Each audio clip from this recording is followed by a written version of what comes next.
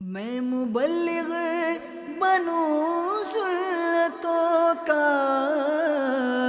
خوب چرچا کروں سنتوں کا، ہو کرم بہر خاک مدینہ۔ الحمدللہ رب العالمین والصلاة والسلام علی سید المرسلین، اما بعد فاعوذ باللہ من الشیطان الرجیم، بسم اللہ الرحمن الرحیم۔ الصلاة والسلام علیک یا رسول اللہ وعلی آلک واصحابک یا حبیب اللہ، الصلاة والسلام علیک یا نبی اللہ وعلی آلک واصحابک یا نور اللہ۔ فرمان مصطفیٰ صلی اللہ تعالی علیہ وآلہ وسلم ہے، بے شک بروز قیامت لوگوں میں سے میرے قریب تر وہ ہوگا جو مجھ پر سب سے زیادہ درود بھیجے۔ صلو علی الحبیب صلی اللہ تعالی علیہ وسلم۔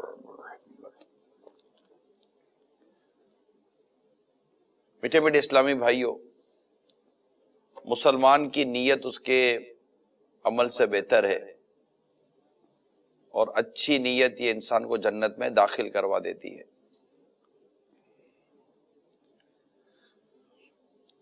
آپ بھی اچھی اچھی نیت کے ساتھ اول تاخیر بیان میں شریک رہیے۔ یہ جو واقعہ بیان کرنے جا رہا ہوں، یہ ہجرت کے 15ویں سال کا واقعہ ہے۔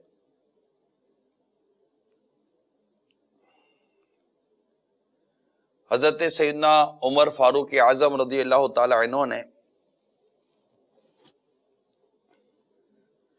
ایک اسلامی لشکر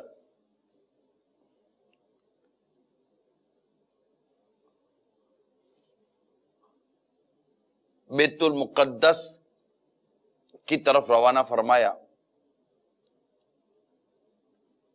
کہ اس شہر کی چابیاں وہاں کے جو بڑے ہیں وہ ان کے حوالے کر دیں۔ بیت المقدس فتح کے حوالے سے، بیت المقدس کی آزادی کے حوالے سے یہ واقعہ آپ کو سنانے کی کوشش کر رہا ہوں۔ اب جو وہاں کے جو حکمران تھے،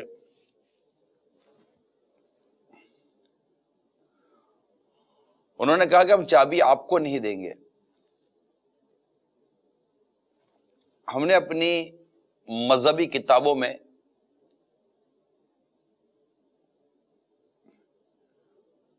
اس شخص کے اوصاف پڑھے ہیں، اس شخص کی خصوصیات پڑھی ہیں جن کو ہم نے چابی دینی ہے، جو ان چابیوں کا مالک بنے گا، اور وہ اوصاف ہم آپ لوگوں میں نہیں دیکھ رہے۔ بات تھوڑی بڑی۔ یہ ساری خبر سیدنا امیر المومنین عمر فاروق اعظم رضی اللہ تعالی عنہ کو پہنچائی گئی کہ ہم مطلب کہ ان سے وہ الجھنے والا عمل نہیں کرنا چاہتے، لیکن اب یہ اس طرح کا مطالبہ کر رہے ہیں۔ جب سیدنا فاروق اعظم رضی اللہ تعالی عنہ تک یہ سارے معاملات پہنچے تو آپ اپنے غلام کو لے کر بیت المقدس کی طرف روانہ ہوئے۔ راستے میں یہ طے تھا کہ باری باری بیٹھیں گے، غلام ساتھ تھے، آپ بھی تھے، کہ کبھی اتنا سفر فاروق اعظم کی باری آئے گی تو اتنا سفر غلام کی باری آئے گی۔ دوران سفر جب ملک کے شام کی سرحد کے قریب پہنچے تو راستے میں دور دور تک کیچڑ سا پھیلا ہوا تھا۔ اب کوئی دوسرا چارہ نہیں تھا کہ سوائے اس کے کہ اس کیچڑ میں چلا جاتا۔ چنانچہ راوی کہتے ہیں سیدنا عمر فاروق اعظم رضی اللہ تعالی عنہ آگے بڑھتے رہے اور ادھر سے حضرت سیدنا ابو عبیدہ بن جراح رضی اللہ تعالی عنہ جو فاروق اعظم رضی اللہ تعالی عنہ کے استقبال کے لیے اس طرف موجود تھے، اور وہاں سے فاروق اعظم رضی اللہ تعالی عنہ ان کی طرف بڑھ رہے تھے۔ سیدنا عمر فاروق اعظم رضی اللہ تعالیٰ عنہ اپنی اونٹنی پر سوار تھے۔ جب یہ کیچڑ نما سمندر راہ میں حائل ہوا تو اونٹنی سے اترے اور اپنے جو جوتے تھے وہ نکال کر اپنے کندھے پر رکھے اور اونٹنی کی لگام اپنے ہاتھ میں تھامی، اور پھر اونٹنی کو لے کر اس کیچڑ نما جو راستہ تھا اس کو پار کرنے لگے۔ خیر یہ چلتا رہا، باری باری چلتی رہی کہ کبھی غلام سوار ہوتا تو کبھی فاروق اعظم رضی اللہ تعالی عنہ سوار ہوتے، یہ ایک ترتیب تھی۔ اور پھر راستے میں کیچڑ والا راستہ بھی آیا جو یہ عبور کرنا تھا۔ کبھی دونوں پیدل بھی چلتے، ہو سکتا تھا وہاں کوئی سواری کے جانور کے لیے کوئی آسانی یا آرام مہیا کرنا مقصود ہوتا ہو، واللہ عالم۔ اب جب یہ سارا راستہ عبور کر کے سیدنا ابو عبیدہ بن جراح رضی اللہ تعالی عنہ سے ملے تو انہوں نے دیکھ کر عرض کیا، امیر المومنین یہ کیا کیفیت ہے؟ جوتے کندھے پر، سواری کی لگام آپ کے ہاتھ میں ہے، یہ کیچڑ سے آلود جو سارا معاملہ ہو رہا ہے، اور وہاں کے لوگ بڑے بڑے لوگ چابیاں دینے کے لیے منتظر ہیں۔ اس طرح کہ آپ نے اپنے جذبات کا اظہار کیا کہ ایک وہ ہوتا ہے نا کہ ایک انداز ہوتا ہے۔ فاروق اعظم رضی اللہ تعالی عنہ نے جب حضرت ابو عبیدہ بن جراح رضی اللہ تعالی عنہ کا جب یہ بیان سنا تو جو کچھ ارشاد فرمایا اس کو غور سے سنیے۔ فرماتے ہیں، آہ اے ابو عبیدہ، اگر آپ کے علاوہ کوئی اور اس طرح کی بات کہتا تو میں اسے نشان عبرت بنا دیتا۔ پھر کمال درجے کی انکساری اور عاجزی کا معاملہ کچھ یوں سامنے آیا کہ فرمایا کہ ہم تو ذلیل و خوار تھے، اللہ تعالیٰ نے اسلام کے ذریعے ہمیں عزت و شان سے نوازا ہے۔ اب اگر ہم اسلام کو چھوڑ کر کسی اور ذریعے سے عزت و شان کے متلاشی ہوں گے تو اللہ تعالی ہمیں پھر سے ذلیل و خوار فرما دے گا۔ یہ تاریخی کلمات کتابوں میں نقل کیے گئے ہیں مختلف انداز سے۔ پھر حضرت سیدنا عمر فاروق اعظم رضی اللہ تعالی عنہ سواری پر بیٹھے اور تھوڑی دور جا کر اپنی باری ختم ہوتے ہی آپ نیچے تشریف لے آئے اور غلام کو ارشاد فرما تم سوار ہو جاؤ۔ اچھا، اب جو ساتھ جو دوسرے جو ساتھی تھے ان کی خواہش تھی کہ جب سرحد میں داخل ہوں اور جہاں لوگ انتظار کر رہے ہیں کہ دیکھ رہے ہیں کہ مسلمانوں کے امیر المومنین تشریف لا رہے ہیں جن کے ہاتھ میں چابیاں دینی ہیں، اس ملک کی، اس سرحد کی، اس وطن کی، بیت المقدس وغیرہ کا جو ہے اس کی چابیاں دینی ہے۔ فلسطین میں آج بیت المقدس موجود ہے، تو خواہش یہ تھی کہ آپ ہی سوار رہتے، لیکن چونکہ باری غلام کی تھی تو آپ تشریف نیچے لے آئے اور غلام کو کہا تم سوار ہو جاؤ۔ چنانچہ غلام نے سوار ہو کر امیر المومنین کی اطاعت کی اور وہ پیدل چلنے لگے۔ امیر المومنین سواری کی رسی تھامے۔ اب جب یہ قافلہ وہاں پہنچا جہاں بڑے بڑے لوگ، ایک گویا کہ دربار لگا ہوا تھا، اور انہوں نے جب غور سے دیکھا کہ فاروق اعظم رضی اللہ تعالی عنہ تشریف لائے اور ان کی جو کیفیت دیکھی تو انہوں نے آگے بڑھ کر چابیاں، شہر کی کنجیاں، یہ فاروق اعظم رضی اللہ تعالی عنہ کو حاضر کر دی۔ اور پھر فاروق اعظم رضی اللہ تعالی عنہ سے کہنے لگے تم ہی وہ شخص ہو جس کے اوصاف ہم نے اپنی کتابوں میں پڑھے ہیں۔ ہماری کتاب میں لکھا ہے اس مقدس سرزمین کو فتح کرے گا اور جو یہاں کی چابیوں کا مالک بنے گا وہ اس ملک میں پیدل داخل ہوگا، اس کا غلام سوار ہوگا اور اس کے کپڑے میں 70 پیوند لگے ہوئے ہوں گے۔ فاروق اعظم رضی اللہ تعالی عنہ نے کنجیاں، چابیاں اپنے ہاتھ میں لی اور اللہ کے حضور سجدہ کیا اور کافی دیر تک روتے رہے۔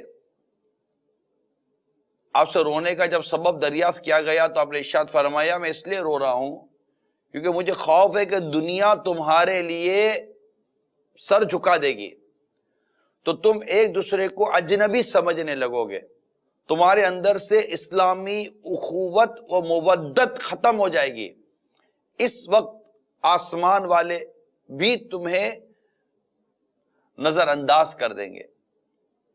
یہ اسی طرح کا ایک واقعہ، یہی سیم واقعہ کسی ایک اور انداز میں بھی کتابوں میں لکھا ہے، اور کہ جب چابیاں آپ کے سپرد کی گئی، یعنی فاروق اعظم رضی اللہ تعالی عنہ کے چابیاں سپرد کی گئی تو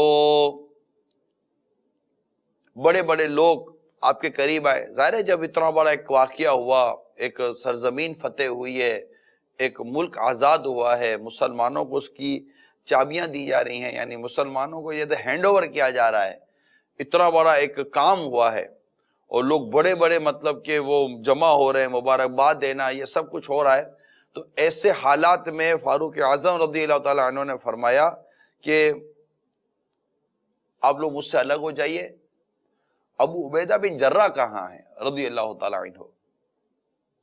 وہ آگے بڑھے تو سیدنا عمر فاروق رضی اللہ تعالی عنہ نے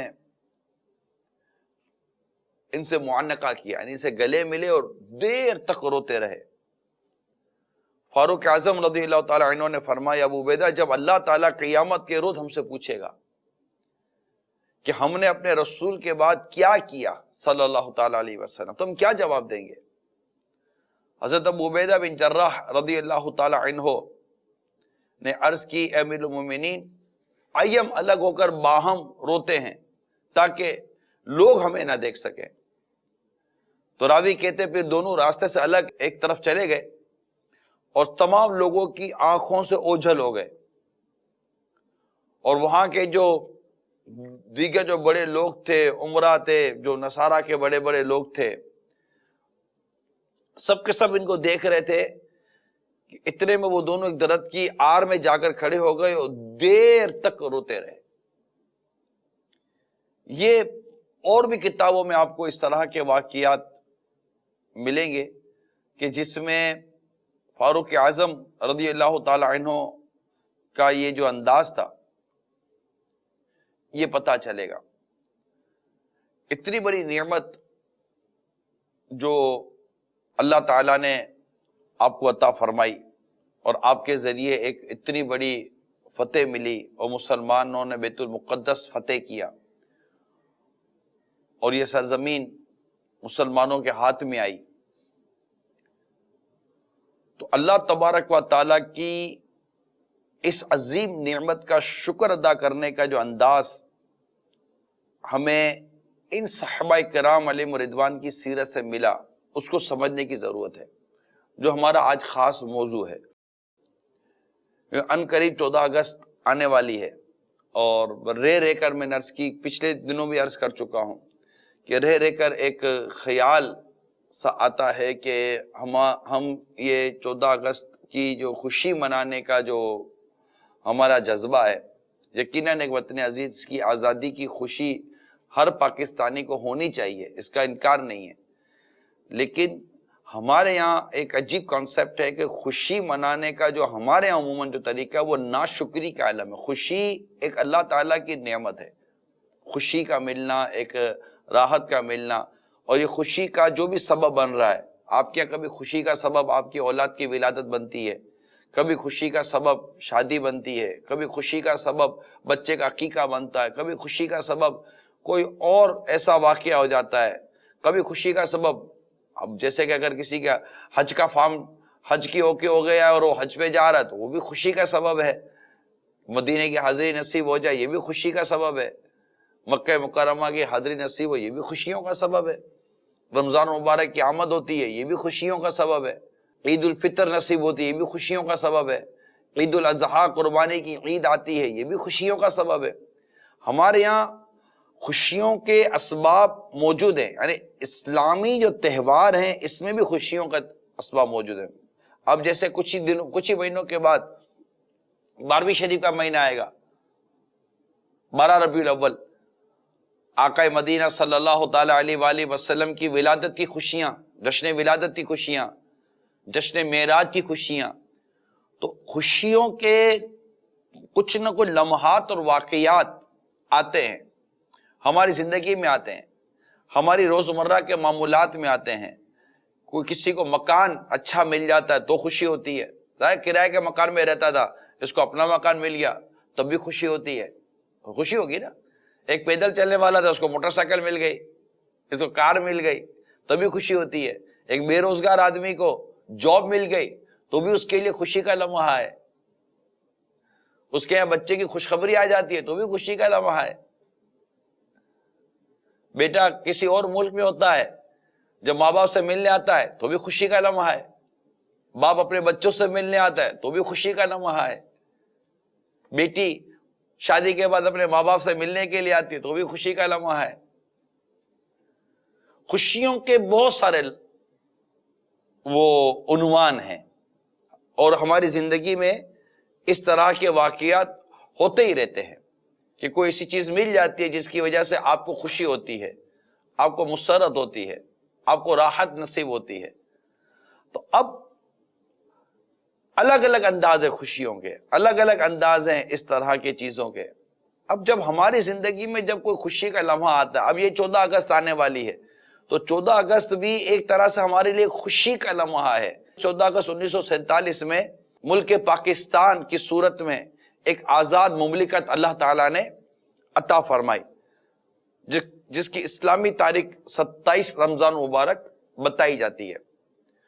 تو یہ ایک خوشیوں کا لمحہ ہے۔ اب یہ کہ خوشی یہ اللہ تعالیٰ کی طرف سے ایک نعمت ہے، خوشی یہ اللہ تعالیٰ کی طرف سے ایک نعمت ہے، اور نعمت کی شکر گزاری کی جاتی ہے۔ جب نعمت اللہ تعالیٰ کی طرف سے عطا ہوتی ہے، یا کوئی اس طرح نعمت کے طور پر کسی وقت خوشی منائی جاتی ہے، تو وہ مطلب کہ وہ خوشیوں کا دن ہوتا ہے، اور اس کو منانے کا طریقہ جو ہے نا وہ اللہ تبارک و تعالیٰ کی شکر گزاری ہے، نہ کہ رب تبارک و تعالیٰ کی نافرمانی ہے۔ کیونکہ خوشی ملی رب کی بارگاہ سے ہے، یہ نعمت ملی رب کی بارگاہ سے ہے، اور نعمت کا شکر ادا کیا جاتا ہے، نعمت پر ناشکری نہیں کی جاتی۔ جو قومیں نعمت کی ناشکری کرتی ہیں اور نعمت کی قدر نہیں کرتی، ان سے نعمت چھین لی جاتی ہے، اور جو لوگ نعمت کی قدر کرتے ہیں اور اس کا شکر ادا کرتے ہیں، اللہ تعالیٰ ان پر اپنی نعمتیں اور بڑھا دیتا ہے، ان پر اپنا لطف و کرم اور بڑھا دیتا ہے۔ تو ہمیں دیکھنا یہ ہے کہ ہمارے یہاں جو خوشیوں کا موقع آتا ہے، مسرتوں کا موقع آتا ہے، راحتوں کا موقع آتا ہے، بھوک تھی کھانا مل گیا خوشی ہوگی، پیاس تھی پانی مل گیا اب وہ خوشی ہوگی نہیں ہوگی؟ بہت مختصر سی بھی بہت سی خوشیاں ہوتی ہیں۔ آپ سڑک پر جا رہے ہیں، دھوپ کے اندر چلچلاتی دھوپ ہے، اور اس میں کوئی آ کر آپ کو کہتا ہے کہ آؤ بھائی جان بیٹھو میں آپ کو چھوڑ دیتا ہوں، آپ کو ایک راحت ہوگی، خوشی ہوگی۔ یہ سب خوشیاں ہیں، نعمتیں ہیں، اللہ تبارک و تعالیٰ کی طرف سے نعمتیں۔ کو ٹھنڈا گرمی کے اندر ٹھنڈا مشروب مل جاتا ہے، بارش کی حاجت ہے، اللہ تعالیٰ بارش برسا دیتا ہے، پیاس، کنویں سوکھ رہے ہوتے ہیں، کھیتیں اجڑ رہی ہوتی ہیں، اور مویشی ہلاک ہو رہے ہوتے ہیں، تو ایک اللہ تبارک و تعالیٰ کی بارگاہ سے باران رحمت کی خوشخبری ہوتی ہے، اور بادل برستے ہیں اور بارش ہوتی ہے، اس پہ لوگ خوشیاں کرتے ہیں۔ اب بارش کی خوشی، بارش ہوئی، کیا خوشی منائی؟ اللہ تبارک و تعالیٰ کا شکر ادا کیا، اور شکر ادا کرنے کے ساتھ ساتھ مزید کیا اللہ تعالیٰ کی فرما برداری والے کام کیے، یا آدھی وہ کیا کہتے ہیں آدھے کپڑے پہن کر ہم نہانے کے لیے سب کے بیچ میں سڑک پر آ گئے، سمندر کے کنارے جا کے بھی حیائیاں کرنے لگے۔ یعنی ہمارے یہاں بدقسمتی کے ساتھ کہوں گا، ہمارے یہاں خوشیوں کے موقع پر نافرمانی کا رجحان ہے. یہ اس پر تھوڑا سا مدری چلے کے ناظرین آپ غور فرمائیں. آپ کے یہاں شادی کی خوشی ہوتی ہے, یہ سیزن چل رہا ہے شادیوں کا, بالکل شادیوں کا سیزن چل رہا ہے, ہال بک ہوں گے اور دعوتیں ہو رہی ہوں گی. اب پچھلے دنوں بھی ہم نے ایک سلسلہ کیا تھا. اب شادی کی خوشی میں چلے اگر تھوڑا بہت اگر آپ کا مذہبی ذہن ہے تو آپ ایک آدھ محفل میلاد کروا لیں گے, اجتماعی ذکر و نعت کروا لیں گے کہ یار چلو یا نعت خوانی ہو جائے گی, تو نعت خوانی ہو گئی یا ختم قادریہ ہو گیا, اس طرح کے کوئی ایک دو چیزیں آپ نے کروا لی. اس کے بعد ایک لمبی فہرست ہے, 8-8, 10-10, 12-12, 15-15 ایونٹ, 6-6, 8-8, 10-10, 15-15 دنوں تک آپ نے لوگوں کو دعوتیں دی ہیں, اور ان دعوتوں میں لوگوں کو جمع کر کے کرنا کیا ہے؟ ہلا گلا, ہلڑ بازی, گانے باجے. حتیٰ کہ جب گھر کے بڑے بزرگ بیٹھے ہوئے ہوں گے, وہ کیا بچوں خاموش بیٹھے, اٹھو اٹھو اٹھو, تھوڑا ناچو کودو, شادی ہے.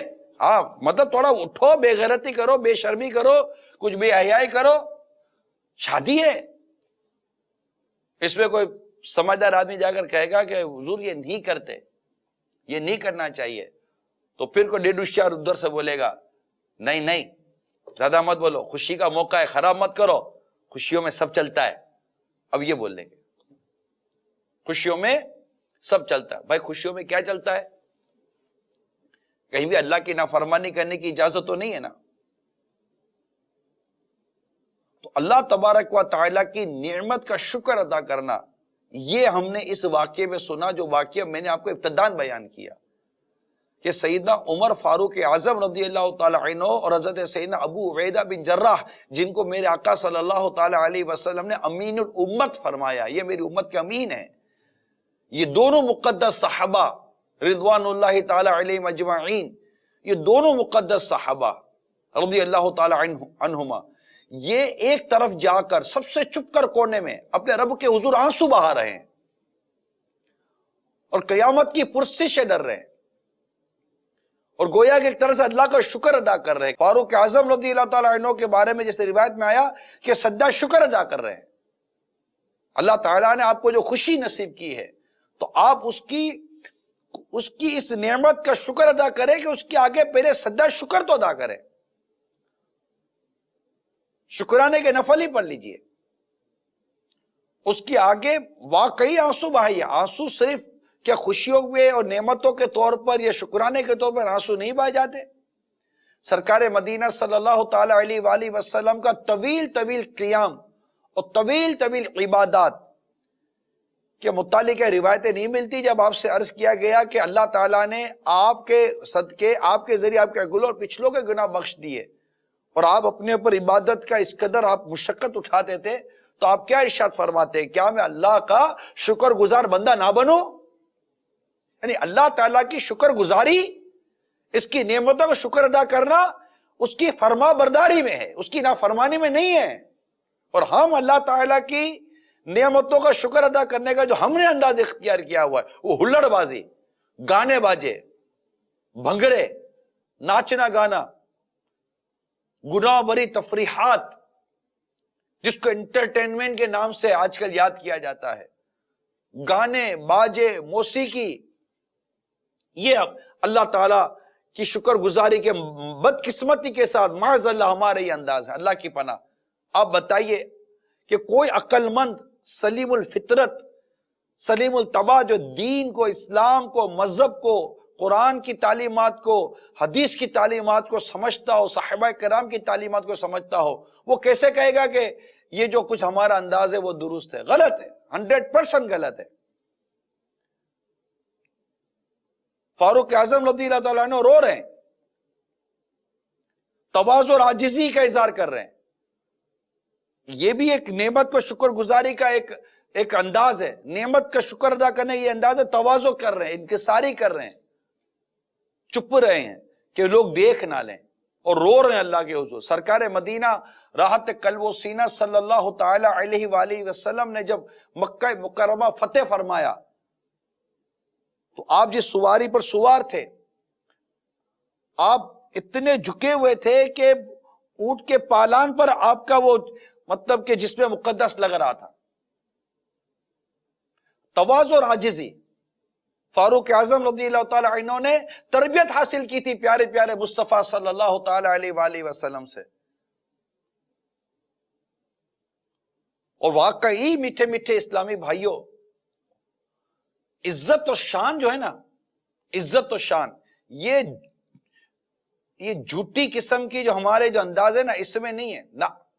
عزت و شان تو یہ ہے جو فاروق اعظم رضی اللہ تعالی عنہ نے حضرت ابو عبیدہ بن جراح رضی اللہ تعالی عنہ سے جو فرمایا کہ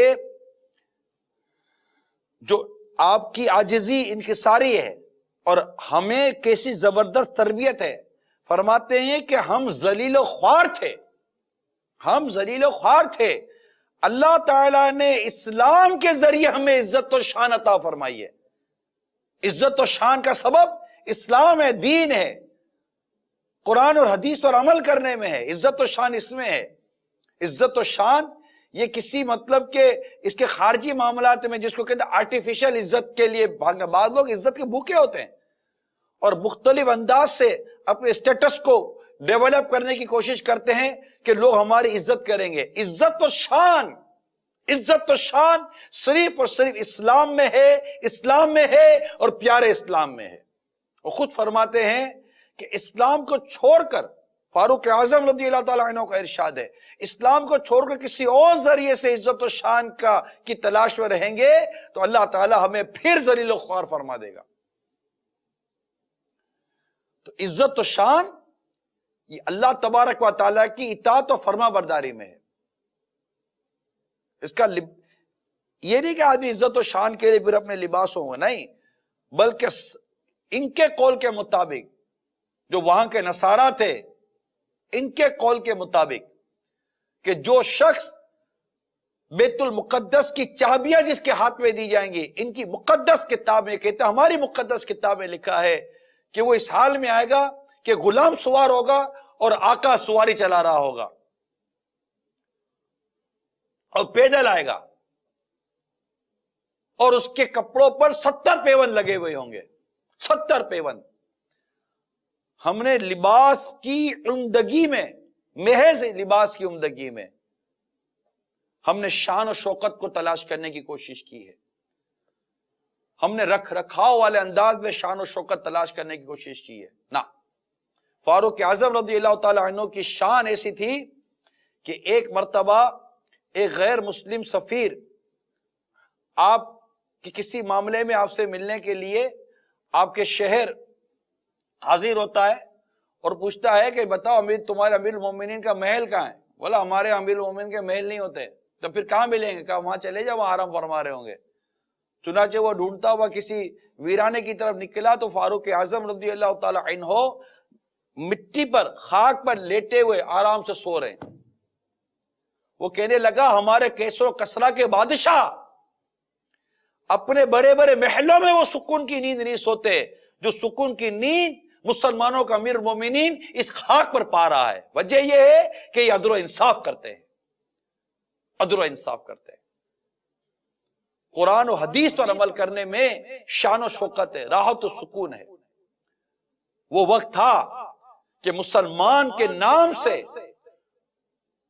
کفار لرزتے تھے، ان کے قدموں تلے زمین نکل جاتی تھی اور شہر کی چابیاں یوں حاضر کر دی جاتی تھی، کیونکہ وہ اپنی شان و شوکت کو قرآن اور حدیث اللہ تبارک و تعالیٰ کی فرما برداری میں دیکھتے تھے. شاعر نے کہتا ہے وہ زمانے میں معزز تھے مسلمان ہو کر اور تم خوار ہوئے تاریخ قرآن ہو کر. درس قرآن اگر ہم نے نہ بھلایا ہوتا، درس قرآن اگر ہم نے نہ بھلایا ہوتا، یہ زمانہ نہ زمانے نے دکھایا ہوتا. میٹھے میٹھے اسلامی بھائیوں اور مدنی چینل کے ناظرین، عالمی مدنی مرکز فیضان مدینہ میں جو اسلامی بھائی جمع ہیں، ہم سب کو غور کرنا چاہیے. اسلام نے ہمیں سادگی کا درس دیا ہے. سادگی، پرہیزگاری، تقوی، ان تمام تر چیزوں کے ساتھ اسلام کی محبت بھی ہو، وطن کی محبت، حب الوطنی بھی ہے، اس میں بھی اللہ تعالیٰ کے اطاعت و فرما برداری کو ہی سامنے رکھنا ہے۔ اور جس 14 اگست کو جس وطن پاک کی ہم آزادی کا جشن مناتے ہیں، وہ وطن پاک تو آزادی اسلام کے نام پر ہوا ہے، اور اس کی آزادی کا جشن منانے والا اللہ کی نافرمانی کرے گا۔ بلکہ حقیقت تو یہ میٹھے میٹھے اسلامی بھائیوں، وہ 14 اگست جو آنے والی ہے، اللہ کے حضور شکرانے کا آنسو بہانے کا دن ہے۔ یہ اللہ تیرا کروڑا کروڑوں کرم ہے، تیرا کروڑوں کروڑوں کرم ہے، تو نے ایک ایسا وطن عزیز ہمیں عطا فرمایا کہ جس میں ہم اذانوں کی آوازیں سنتے ہیں۔ آپ غور کیجئے کتنی بڑی نعمت ہے۔ جائیے دوسرے ملکوں کے اندر، دور دور تک اذان کی آواز نہیں آتی، دور دور تک اذان کی آوازیں نہیں آتی۔ الحمدللہ یہ وہ وطن عزیز ہے، اللہ تعالیٰ کی کروڑوں رحمت ہے۔ ایسے کئی ممالک ہیں، لیکن ہم چونکہ 14 اگست کے حوالے سے میں کچھ عرض کرنے کی کوشش کر رہا ہوں، تو ہمیں اذان کی آواز آتی ہے۔ الحمدللہ ہم اس وطن عزیز میں موجود ہیں میٹھے میٹھے اسلامی بھائیوں، کہ ایک اطلاع کے مطابق سب سے زیادہ حفاظ اس ملک میں، یہ سب سے زیادہ نوجوانوں کا ملک ہے، دنیا کے سب سے زیادہ نوجوان اس ملک میں پائے جاتے ہیں۔ میرا موضوع یہاں کی مزید چیزوں کو گنتی کروانا نہیں تھا کہ یہاں کیسی نعمتیں ہیں، کیا کیا اللہ تبارک و تعالیٰ نے یہاں کی نعمت عطا فرمائی ہے، وہ انشاءاللہ تعالیٰ اگر 14 اگست کو موقع ملا تو عرض کرنے کی کوشش کی جائے گی۔ یہاں جو میٹر ہے، جو موضوع ہے، وہ یہ ہے کہ ہمیں جو اللہ تعالیٰ کی طرف سے نعمت نصیب ہو، اس کی شکر گزاری کا طریقہ جو ہے نا، ہم اس پر غور کریں۔ آپ کو کار ملی، آپ اللہ تعالیٰ کو شکر ادا کریں۔ سواری، اچھی سواری، اللہ تبارک و تعالیٰ نے جو اپنے بندے کو جو سعادت عطا فرمائی ہے، ان میں ایک سعادت اچھی سواری ہے، کشادہ مکان ہے، نیک بیوی ہے، یہ بھی اللہ تعالیٰ کی عطا کردہ نعمتیں ہیں۔ جی ہاں، نعمتیں ہیں۔ اگر سواری تنگ ہو تو تکلیف دیتی ہے، اگر گھر تنگ ہو تو تکلیف ہوتی ہے، اور بیوی بدتمیز ہو تو بھی تکلیف ہوتی ہے۔ تو نیک اور سعادت مند بیوی، یہ بھی اللہ تبارک و تعالیٰ کی بہت بڑی نعمت ہے، اس پر بھی شکر ادا کرنا چاہیے۔ آپ کا گھر ہو گیا، اس پر شکر ادا کرنا چاہیے۔ اب آپ کو ایک مکان مل گیا کہ چلو یار ایک مکان ہو گیا گھر، اب چلو پارٹی کرتے ہیں، دعوت کرتے ہیں، پارٹی کی دعوت کی، گانے باجے، پھر وہ لڑکے آتے ہیں، خاندان کی عورتیں جمع ہوتی ہیں۔ یعنی جو چھت اللہ تعالیٰ نے آپ کو عطا کی، کہ جس چھت کے نیچے اب آپ ایک سکون کا سانس لے رہے ہیں، وہاں پر اللہ تعالیٰ کی شکر گزاری کرنے کے بجائے آپ نے بے پردگی والے گناہ کے ذریعے آپ نے دعوت کر دی۔ دعوت کرنے کا منع نہیں کرتا، لیکن دعوت کیا کی؟ اللہ اور اس کے رسول کا ذکر کیا، بے پردگی سے بچے، دیگر گناہوں سے بچے، حق تلفیوں سے بچے۔ اس پر غور کیجئے۔ آپ کو کار ملی، آپ نے فوراً فیملی کو گاڑی میں بٹھایا اور لانگ ڈرائیو پر چلے گئے، اور ایک ایسی جگہ چلے گئے جہاں جانے سے آپ اللہ اور اس کے رسول کے نافرمان ٹھہر رہے ہیں۔ کہ آپ کو گاڑی اس لیے دی گئی تھی کہ آپ گاڑی ملتے ہی اللہ کی نافرمانی کا کام شروع کر دیں؟ کیا موٹر سائیکل اس لیے ملی تھی کہ اللہ کی نافرمانی کا کام شروع کر دیں؟ اب سوچئے تو صحیح میٹھے میٹھے اسلامی بھائیوں، ہمیں جو نعمتیں نصیب ہو رہی ہیں، ہمیں جو خوشیاں نصیب ہو رہی ہیں، آج ہم خوشیوں کو روتے ہیں۔ ارے خوشیوں کو روئیں گے نا، جو خوشی مل رہی ہے اس کو بھی کہاں ہم صحیح معنوں میں گزار رہے ہیں۔ ہم خود اپنے ہاتھوں اپنی خوشیوں کو غموں میں تبدیل کر دیتے ہیں، دکھوں میں تبدیل کر دیتے ہیں، راحت نہیں پا رہے ہوتے۔ راحت تو اللہ تعالیٰ کی بارگاہ سے نصیب ہوگی، سکون اللہ کی بارگاہ سے نصیب ہوگا، اور جو ہمارے انداز ہے اس میں کہاں سے یہ ساری چیزیں ہمیں نصیب ہو سکتی ہیں؟ بے شک دلوں کا اطمینان اللہ تعالیٰ کے ذکر میں، اللہ کی اطاعت و فرما برداری میں، نہ کہ اس کی نافرمانی میں۔ اب شادی کی بات لے لیجئے، شادی ہوئی، شادی میں کیا کیا آپ نے؟ کتنی اللہ کی فرما برداری والے کام کیے، ذرا بتائیے تو صحیح۔ شکر گزاری کے کوئی طریقے ہوتے میٹھے میٹھے اسلامی بھائیوں؟ اللہ تعالی ہمیں صحیح معنوں میں شکر گزاری کی نعمت اور شکر گزاری کی توفیق عطا فرمائے۔ یاد رکھیے کہ حضرت سیدنا مخلد بن حسین رحمت اللہ تعالی علیہ فرماتے ہیں، شکر کے بارے میں قول یہ ہے کہ بندہ گناہوں کو چھوڑ دے۔ جی ہاں، یہ بھی شکر گزاری کا ایک طریقہ ہے. اور ارشاد فرماتے ہیں حضرت سیدنا ابو حازم، جس نعمت سے اللہ تعالیٰ کا قرب حاصل نہ ہو وہ مصیبت و آزمائش ہے. جی ہاں، جس نعمت سے اللہ کا قرب حاصل نہیں ہو رہا اس کے بارے فرمایا وہ مصیبت اور آزمائش ہے. ہم نے بالکل، ہمارا تصور الگ ہے، ہم غور ہی نہیں کر پا رہے ان تمام تر چیزوں کے اوپر کہ شکر گزاری کیا ہے. شکر گزاری کے بارے میں ہمارے بزرگوں کے ایک سے ایک ارشادات، ایک سے ایک واقعات کتابوں میں ملتے ہیں. میں چند ایک آپ کو بیان کرتا ہوں. مثال کے طور پر جسم اور رزق جیسی عظیم نعمتوں کا شکر ادا کرنا ہے تو حضرت سیدنا عبد الرحمن بن زید بن اسلم علیہ رحمت اللہ الاکرم فرماتے ہیں شکر و حمد اس کی اصل اور فرع سے اپنا حصہ وصول کرتا ہے. پس بندے کو اللہ کی ان عطا کردہ نعمتوں کو دیکھنا چاہیے جو اس کے جسم، کان، آنکھ، ہاتھ اور پاؤں وغیرہ کی صورت میں ہیں، اس لیے کہ اس کے جسم پر کوئی سی چیز نہیں جو اللہ کی نعمت نہ ہو. پس بندے پر لازم ہے کہ اللہ کی عطا کردہ جسمانی نعمتوں کو اسی کی اطاعت و فرما برداری میں استعمال کرے. پھر اللہ کی دوسری نعمتوں کو دیکھے جو رزق کی صورت میں ہے.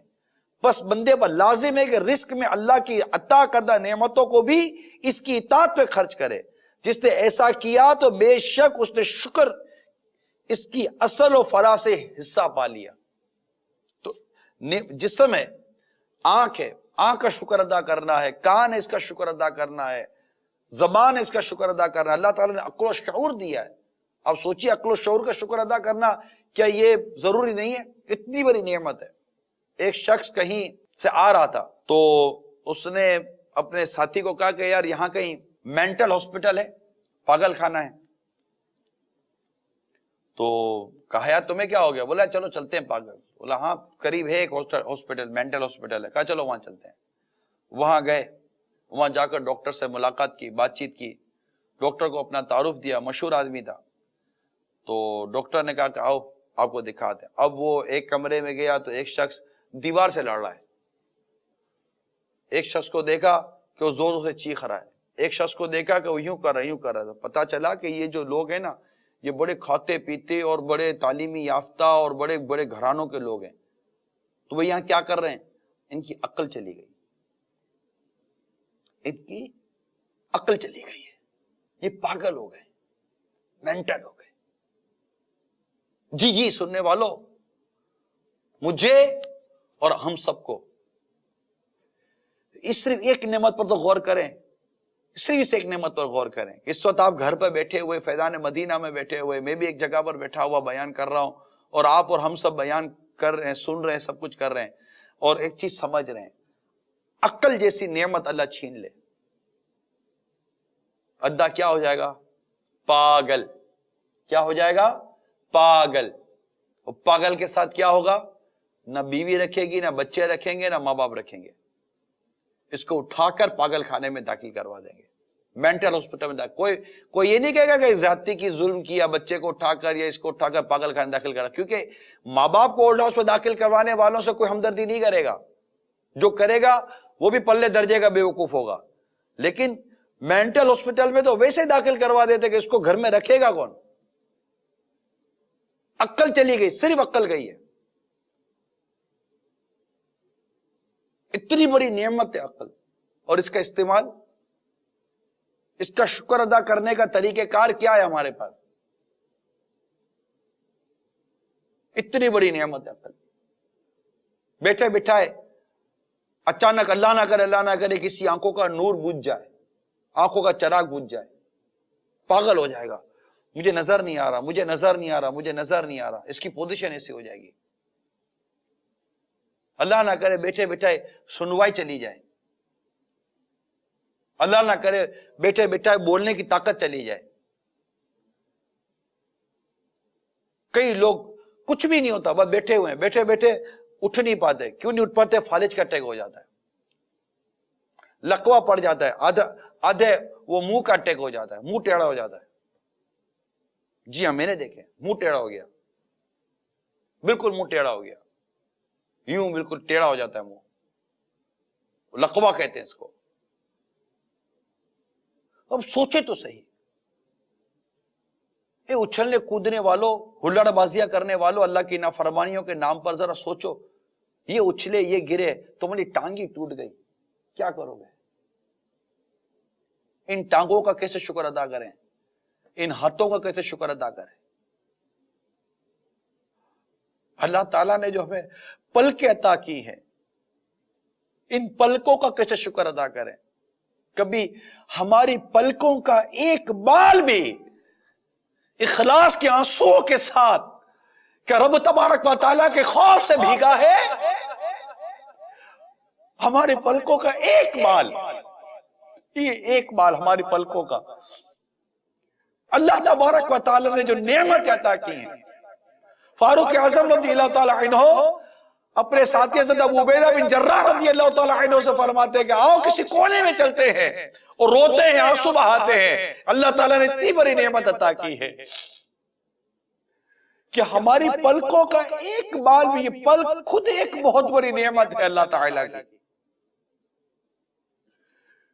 کہ اگر اخلاص کے آنسوؤں سے اگر پلکوں کا ایک بال بھی بھیگ جائے نا, تو یہ پلکوں کا ایک بال بھی جہنم کی آگ سے بچا سکتا ہے.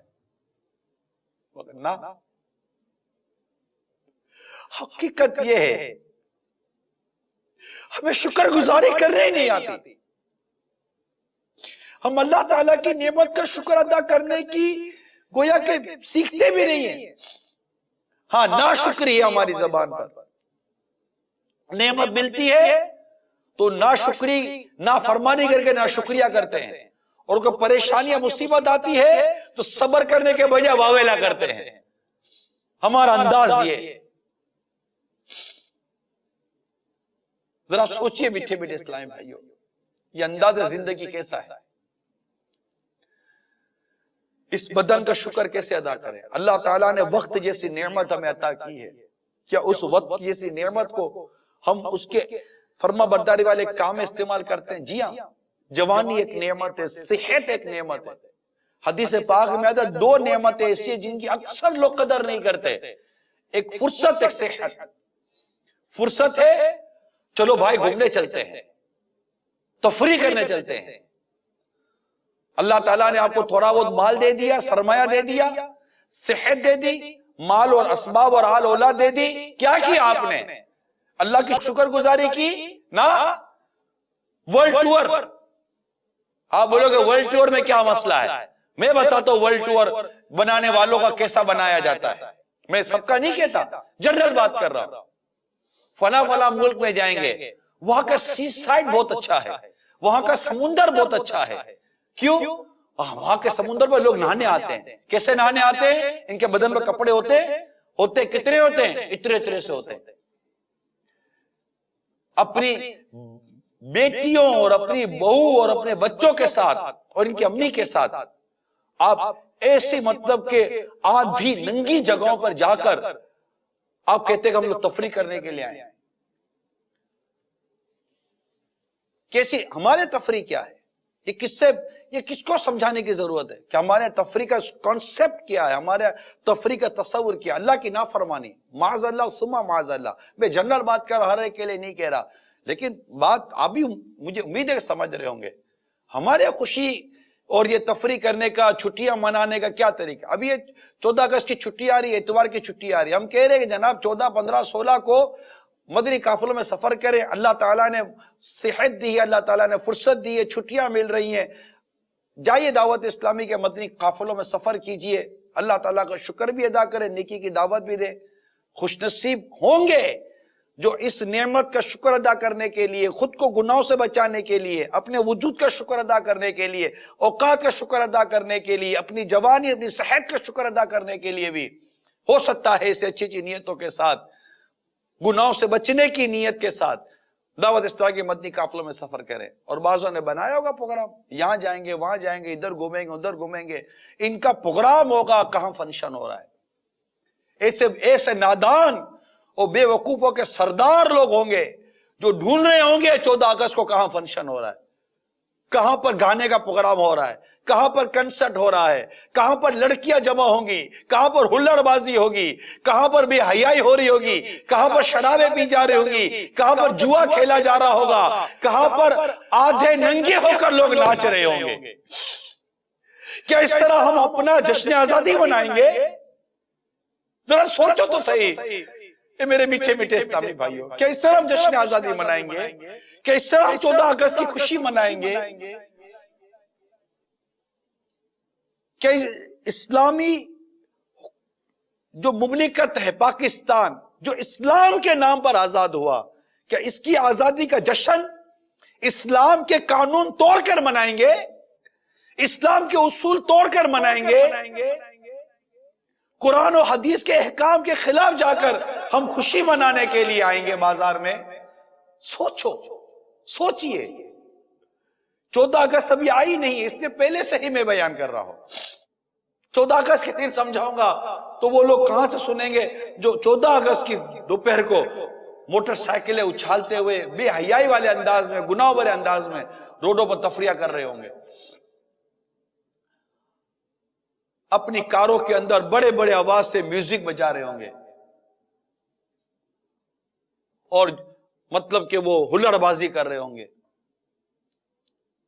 اور گناہ بھرے مقامات ڈھونڈتے ہیں. جی ہاں، ایسے عجیب و غریب قسم کی قوم ہے بعض کہ گناہ بھرے اڈے، گناہ بھرے جگہ ڈھونڈتی ہیں. پتہ چلے نا کہیں انڈور پارٹی، انڈور فنکشن ہے، مرتے ہوں گے وہاں جانے کے لیے، مرتے ہوں گے، داڑھی میں ہاتھ ڈالتے ہوں گے، یار تھوڑا سا راستہ بنا دے، ہم لوگ بھی یار کچھ آئیں اندر میں دیکھیں، تم تو خوب ملک کا جہنم کی طرف دوڑ رہے ہو، ہم باہر رہ رہے ہیں، کچھ ہمیں بھی اندر داخلے کی اجازت دو، آؤ مل کے جہنم کی طرف دوڑتے ہیں. معاذ اللہ ثم معاذ اللہ.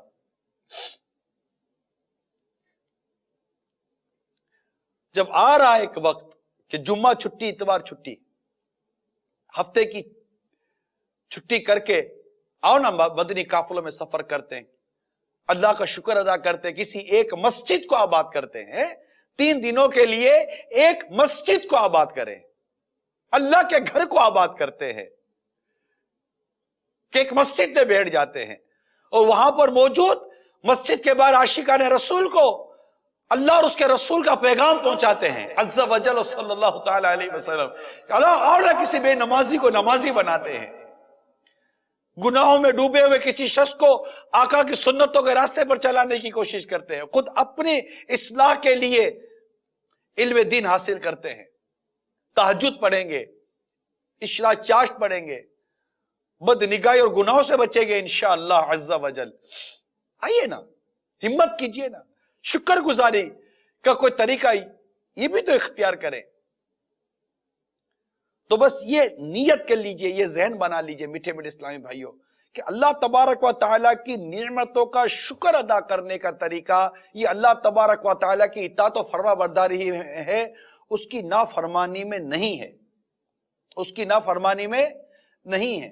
اور اس سے دعا یہی کریں، ہم دعا یہ کریں، یا اللہ تیری شکر گزاری والی زندگی نصیب کر، تیری نافرمانی والی زندگی سے ہم تیری پناہ چاہتے ہیں کہ تو نے اتنی نعمتیں دی.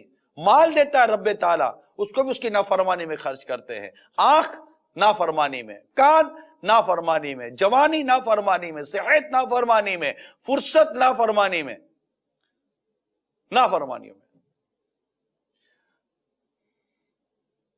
یہ ہمارا حال ہے. اللہ ہمیں صحیح معنوں میں نعمت کی شکر گزاری عطا فرمائے. اللہ تبارک و تعالی کہ ایک بہت نیک بندے حضرت سیدہ محمد بن عمر فرماتے ہیں کہ ہمارے یہاں بارش ہوئی تو میں نے گورنر طائف کو خطبہ دیتے ہوئے سنا کہ اے لوگو، اللہ کے عطا کردہ رزق پر اس کا شکر کرو، کیونکہ مجھے ایک حدیث پاک پہنچی ہے کہ رسول کریم صلی اللہ تعالی علیہ وسلم نے ارشاد فرمایا، جب اللہ عز و جل اپنے بندے کو کوئی نعمت عطا فرماتا ہے اور بندہ اس پر اپنے رب کی حمد کرتا ہے تو بے شک اس نے اس کا شکر ادا کر لیا. اس کی تعریف کرنی چاہیے کہ یا اللہ تیرا کروڑوں کرم ہے، تیرا کروڑوں شکر ہے کہ تو نے ہمیں ایسی نعمت عطا کی اور ایسا ہم پر کرم فرمایا، اور خود کو نافرمانی سے بچانے کی میٹھے بڑے اسلام بھائی ہم سب کو کوشش کرنی چاہیے۔ آخر میں آپ کو مقتۃ المدینہ کی مطبوعہ کتاب شکر کے فضائل جو میرے ہاتھ میں ہے، اس کے صفحہ نمبر یعنی پیج نمبر 32 سے آپ کو ایک بڑا ایمان افروز بیان سناتا ہوں۔ حضرت سیدنا امام اوزاعی رحمت اللہ تعالی علیہ نے بیان کرتے ہوئے ارشاد فرمایا، اے لوگوں، ان نعمتوں کے ذریعے اللہ کی بھڑکتی ہوئی اس آگ سے بھاگنے پر مدد حاصل کرو جو دلوں پر چڑھ جائے گی۔ بے شک تم ایسے گھر میں ہو جس میں قیام کی طویل مدت بھی قلیل ہے، اور اس میں تمہیں مقررہ مدت تک ان لوگوں کا جانشین بنا کر بھیجا گیا ہے جنہوں نے دنیا کی خوشنمائی اور اس کی رونق اور بہار کا رخ کیا۔ ان کی عمریں تم سے طویل اور قد تم سے دراز تھے، اور نشانات عظیم تھے۔ انہوں نے پہاڑوں کو چیر ڈالا، پتھر کی چٹانیں کاٹی، اور سخت گرفت اور ستون جیسے جسموں کی قوت کے ساتھ شہروں میں گشت کیا۔ اس کے باوجود زمانے نے جلد ہی ان کی مدتوں کو لپیٹ دیا، ان کے نشانات کو مٹا دیا، ان کے گھروں کو نیست و نابود کر دیا، ان کے ذکر کو بھلا دیا۔ اب تم ان کو دیکھتے ہو نہ ان کی بھنک سنتے ہو۔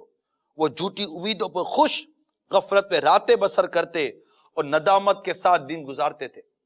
پھر تم جانتے ہو کہ رات کے وقت ان کے گھروں میں اللہ کا عذاب اترا تو صبح ان میں سے اکثر اپنے گھروں میں منہ کے بل پڑے رہ گئے، اور جو بچ گئے وہ اللہ کے عذاب، اس کی نعمتوں کے زوال اور ہلاکت میں مبتلا ہونے والوں کے منہدم گھروں کے آثار دیکھتے رہ گئے۔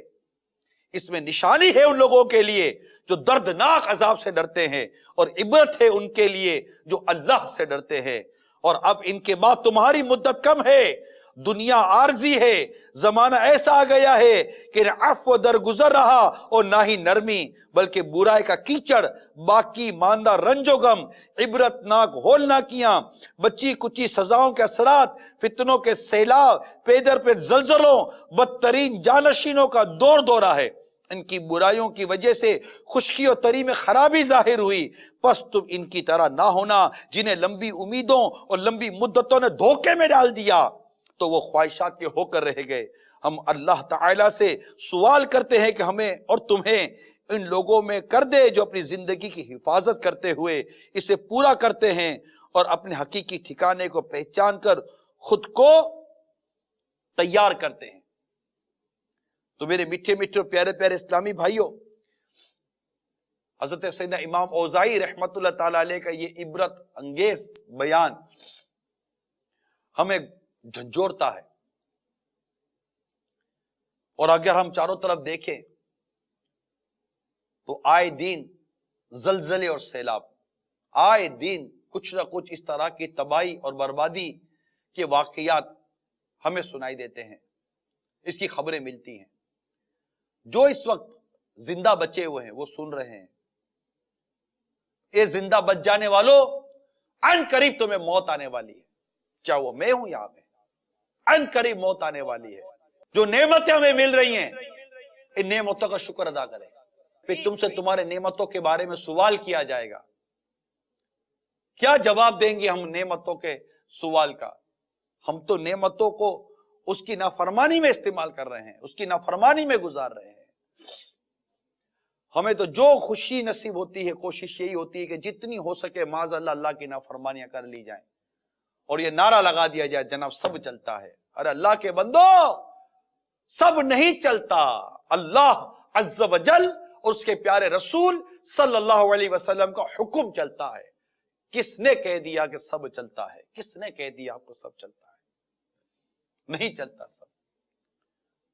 جو کچھ ہم چلانے بیٹھے ہیں اس میں ہمارے لیے بربادی ہے۔ جو سود چلا رہے ہیں سنو بربادی ہے۔ آزادی کا جشن منانا ہے، اپنے ملک کو، خود کو سود سے پاک کریں، رشوت سے پاک کریں، گندگی سے دور کریں، اپنے ملک میں موجود مساجد کو آباد کریں، اللہ کے حضور سجدے کریں، شکر گزاری کا جو طریقہ ہے اس کو اختیار کریں اور اللہ کی نافرمانی سے خود کو بچا کر رکھیں. اور کوشش کیجئے کہ 14, 15, 16 اگست جمعہ ہفتہ اتوار مدنی قافلوں میں سفر کر جائیں. بہت سارے فتنوں سے بچنے کی صورت نکل سکے گی انشاءاللہ. ہاں بھائی، فیضان مدینہ میں ہے کوئی جو مدنی قافلوں میں سفر کی نیت کرتا ہو؟ عالمی مدنی مرکز فیضان مدینہ میں جو عاشقان رسول سن رہے ہیں، 14, 15, 16 جو مدنی قافلوں میں سفر کی نیت کرتے ہیں، ذرا ہاتھ اٹھا کر اپنے عزم کا اظہار کریں. گھر بیٹھے عاشقان رسول بھی نیت کریں. اسلامی بہنوں کو چاہیے کہ انفرادی کوشش کریں اور اپنے محرم کو مدنی قافلوں کا مسافر بنائیں. جی ہاں، اگر آپ کے 10 سال کا 12 سال کا بیٹا یا بھائی ہے، اس کو بھی مدنی قافلے میں لے جائیے، اس کو بھی مت چھوڑیے. اتنی عمر کے مدنی منوں کو والد اور بھائی کے ساتھ سفر کرنے کی مدنی مرکز کی طرف سے اجازت ہے.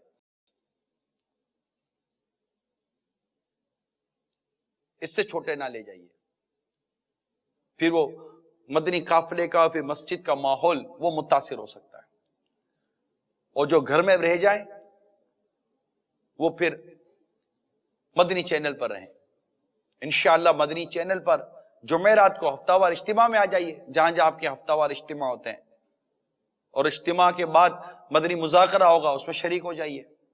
جی ہاں، 13 اگست کی رات خصوصیت کے ساتھ جمعرات کو مدنی مذاکرے کا سلسلہ ہوگا. پھر رات بھر انشاءاللہ تعالی مدنی مذاکرے کے ساتھ ساتھ دیگر براہ راست نشریات ہوں گی. پھر صبح سے مزید نشریات کا سلسلہ شروع ہو جائے گا.